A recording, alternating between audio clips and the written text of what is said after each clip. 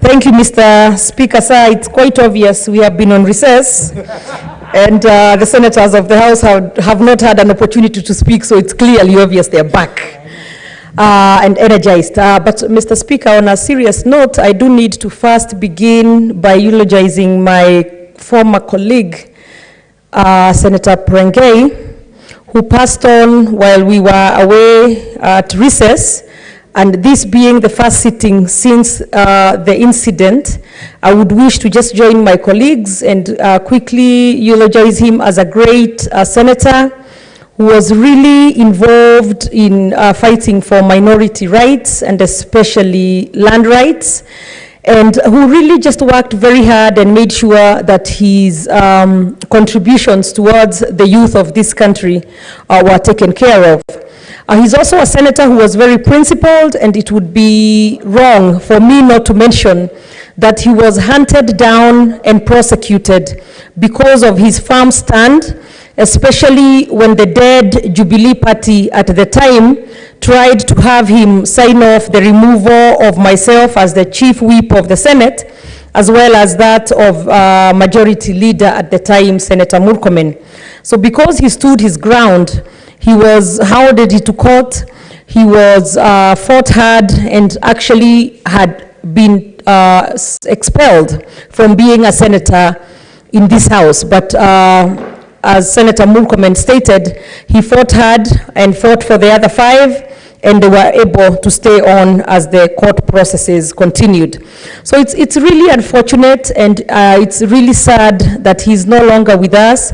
He was also a part of my delegation, being Nakuru County Senators, and I would wish to just state for the record that he really always made sure that if I was not around, Nakuru was not left behind in casting its vote, and even if I was around, that we always consulted and made sure that we voted and also expressed the will of the people of Nakuru in this Senate. So may our colleague, Senator Prengei, my friend as well, rest in peace. And hopefully, I'm also praying that we end this Senate without any more deaths, because that is the 4th senator that we have lost in this one term, which is 4 too many. So it is my prayer that Senator Prengei rest in peace, and that his family will be well, and that God will comfort them and take care of them in his absence. Now turning to the issue that's on the floor, and that's the county government's cash disbursement schedule. I also congratulate the committee for having done the work and brought it here to the Senate, and I'm also hopeful that we shall very soon vote on this so that it can proceed and be processed in a timely manner. But I would also wish to condemn the delayed disbursements to the counties. It has really become the norm. In fact, I think it would be an exception to have the money disbursed on time, which is extremely unfortunate. But beyond being unfortunate, I also believe that, like my previous colleagues who have spoken before me, that is Senator Professor Kithure Kindiki, as well as Senator Murkomen. It is also because we seem to not have a Council of Governors that is focused and able to speak on behalf of the counties.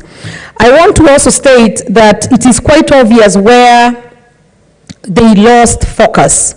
And this is after the handshake and the BBI, and the combination of that, which then left governors sort of exposed, because then there was a capture of parliament by the powers that be. And if any governor who was not part of the choir for the handshake and BBI was brought to the Senate, then they would be removed. And if they were part of the choir, and probably choir masters, like we saw some, then they would quickly be made as white as snow and nothing would happen to them.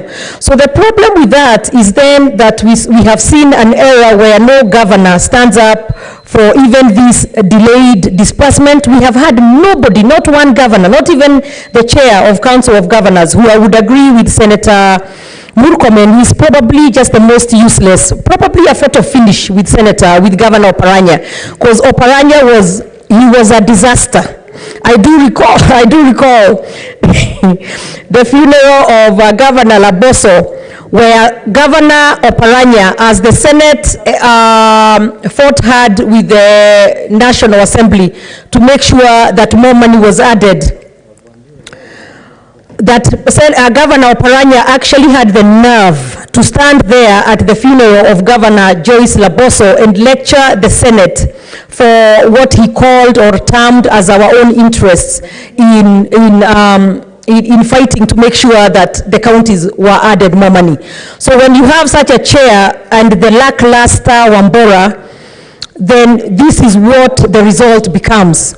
I actually remember when I was a speaker in the county assemblies, in the county assembly of Nakuru, and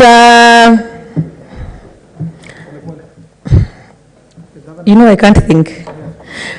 Sorry, Speaker. When I was a speaker in Nakuru County and I was actually the vice chair of the County Assemblies Forum, I remember that was a time, that was back in 2013 through 2017. That was a time when the forum as well as Council of Governors seemed to really be vibrant and know what it is they were supposed to be doing. And at the time, I remember with nostalgia, Governor Isaac Ruto. I wish we would get more chairs of the Council of Governors who are more like Isaac Ruto. I may not necessarily agree with him on many other things, but on being a chair of the Council of Governors, he has no equal. Governor Munya tried a bit, but really the bar was raised by Isaac Ruto. And I would wish that going forward, we would have governors who are focused as the chair of this council, or even other governors who have the nerve or the confidence or the courage to stand up for the counties. But because they have been captured, and part of it actually is really their own doing, because they have stolen from the counties, their cases or their files are always kept and locked at that cowboy DCI guy. I'm not sure what his name is, maybe somebody could remind me. The cowboy keeps the files in his top locker, and if a governor speaks, then they are called and they are told that tomorrow you will be investigated, or the EACC guys as well. So you have had these very, very extremely compromised governors who then cannot speak, and they have become like the timid mice that they are. So the counties are actually on their own. So when we are here and we are passing this disbursement, and I'm looking at it and I'm seeing that there was supposed to be a disbursement back on the 15th of July, that did not happen. 15th of August, that did not happen. Now we are looking at September 15th, 62 billion in arrears. Then you have counties that are struggling to pay their bills, to provide services for their citizens. It is just a pathetic, awful sight that we have going. And then now, when the country is so unfocused that we are talking about BBI and adding more seats at the top, instead of strengthening devolution, making counties extremely strong, Mr. Speaker, sir, so that we would not have this crazy mad rush to be prime ministers or deputy prime ministers, but instead strengthen counties so that then we would have those strong positions at the county level, as well as strong, financed, well-resourced counties. Nobody then would be fighting or killing each other to be at the national level.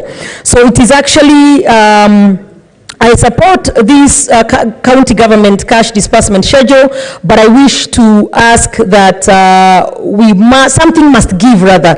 Beyond having spoken about the Council of Governors, or rather the governors not even speaking out, it's actually also an indictment on the Senate as a house that protects devolution.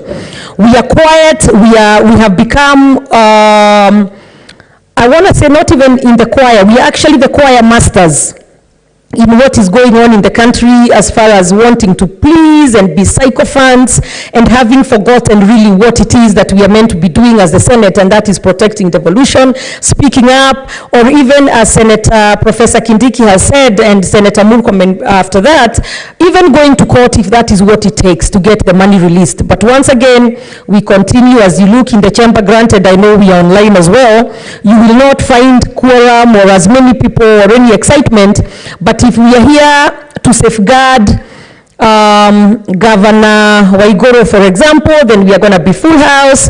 If we are here to remove Governor Sonko, then we are going to be full house plus our families in the gallery to make sure they are watching how bad and, you know, we can be as a house. But when it comes to the real core mandate of the Senate, then we have fallen short. So it's also a call to this house to really remember what it is that we are supposed to be doing. This second term is really just a disaster as far as making sure that the devolution space has been strengthened. So I'm hopeful that with the year left, we can still get our work done and make sure that the counties get their money, that devolution is protected, and that we do the right thing. Thank you, Mr. Speaker, sir. Senator Manzayo.